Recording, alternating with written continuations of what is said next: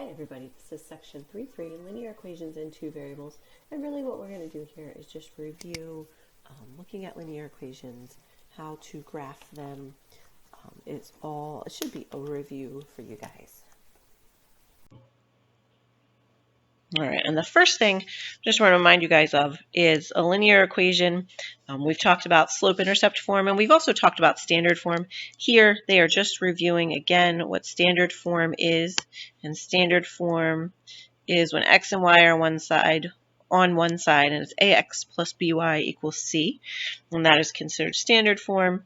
A, B, and C represent the numbers. They're constants, but A and B both can't be 0 because if they are, then you don't have an X or a Y. All right, so we're going to graph the two equations using our X and our Y intercepts. So just as a reminder, your intercepts are where the line will touch either the X or the Y axis. So we're going to start with A and graph that. And again, because I'm going to do my X and Y intercepts, I'm going to make a T-chart. So I'm going to have my X and my Y. So remember, for your Y-intercept, the ordered pair is 0 with a number. And your X-intercept would be a number for X and a 0 for Y. So we're going to put those on our T-chart. I'm going to put a 0 in for X to start with.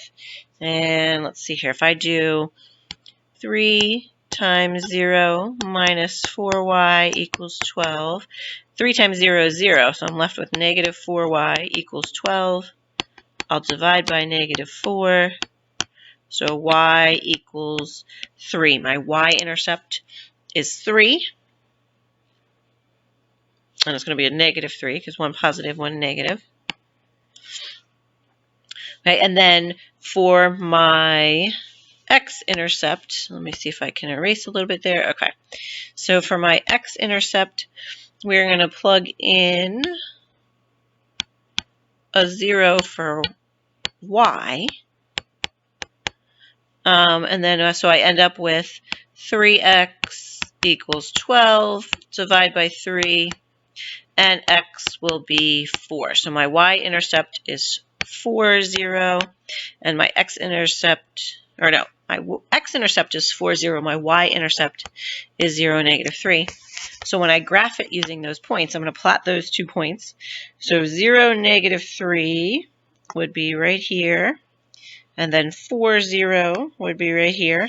And again, sometimes it's good to do a third point for insurance purposes, and you could pick the number you want because you've already done your intercepts. But on Hawks, when they ask you, and they say use intercepts if you don't, they will mark it wrong if you don't use the intercepts.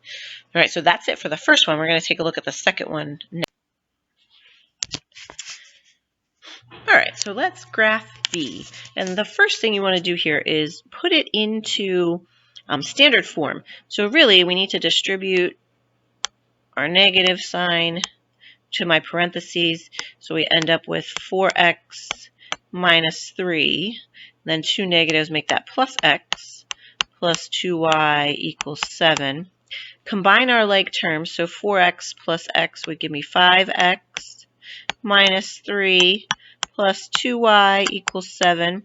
And then we do want to move, we just want x and y on the side, not on the left side, not the 3. So I'm going to add 3 to both sides. And that is going to give me 5x plus 2y equals 10. And now I am going to find my x-intercepts. So again, I'm going to make my T-chart. And I'll put a 0 in for x to find the y-intercept, a 0 in for y to find the x-intercept.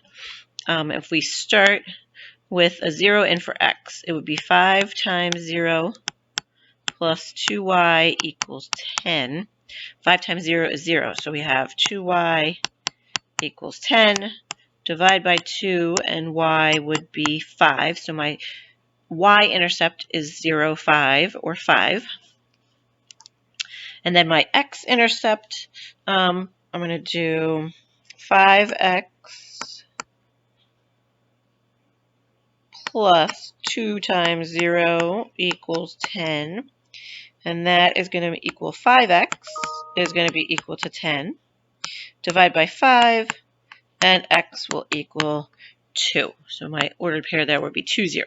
So now I have 0, 5, which is on the y-axis, and 2, 0, which is on my x-axis right here.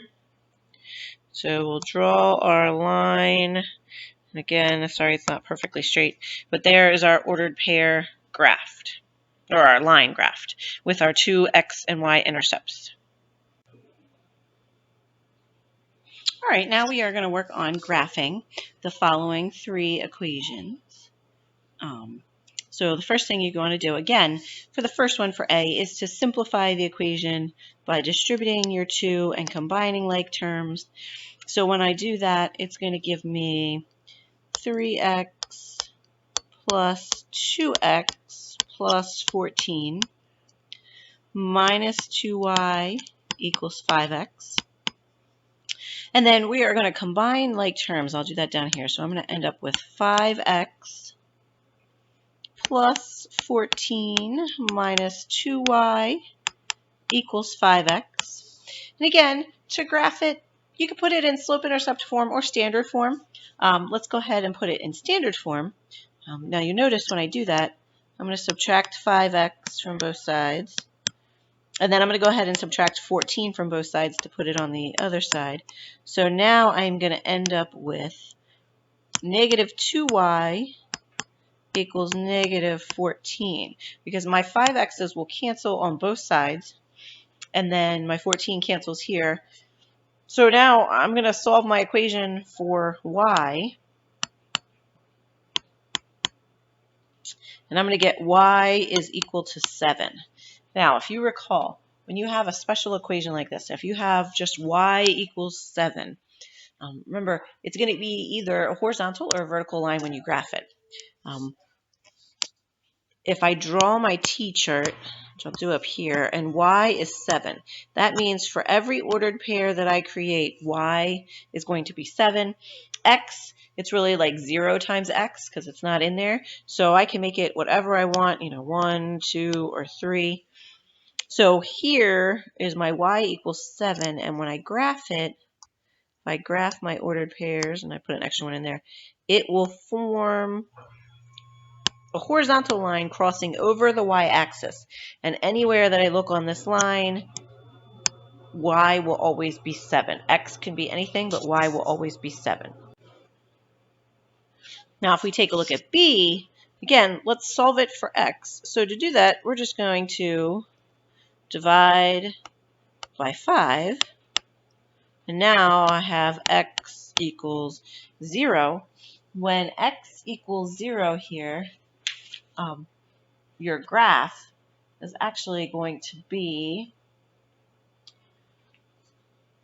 x will always be 0. So if I make my t-chart, x is always 0. That means y, I can make it anything I want. But what it's going to end up being, if x equals 0, you're going to have a vertical line, a vertical line. Yep, get my verticals and horizontals mixed up. It's going to be a vertical line, and it's going to be the y-axis, because wherever x is 0, y can be any number, but it's going to be your y-axis for that. And then for our last one, again, it only has an x value in it, no y, so it's going to end up being a vertical or a horizontal line. So let's solve it by, first we'll add 2 to both sides. So now I have 2x equals 5, divide by 2, so we get x equals 5 halves, or in this case, this is the one time where I think, a mixed number is kind of helpful to help us. 2 goes into 5 2 whole times with 1 left over, so x is equal to 2.5. So again, if I were to make a t-chart, x would always be 2.5 or 2.5. You can make y anything you want because it's like y equals 0, or it's y times 0, and when it's missing. So if we go to 2.5, it's right here on my x-axis, and then I'll add in another point or 2, and then go ahead and draw my line. Again, it should be halfway through there and not looking as crooked as that. I know you guys can do better than I can. But that would be our equation. It is another vertical line. And we're going to talk about the slopes of vertical, horizontal lines, and any other line in 3.3, our next section, which we will worry about next week. So hopefully this was a good lesson, and I will talk to you guys later.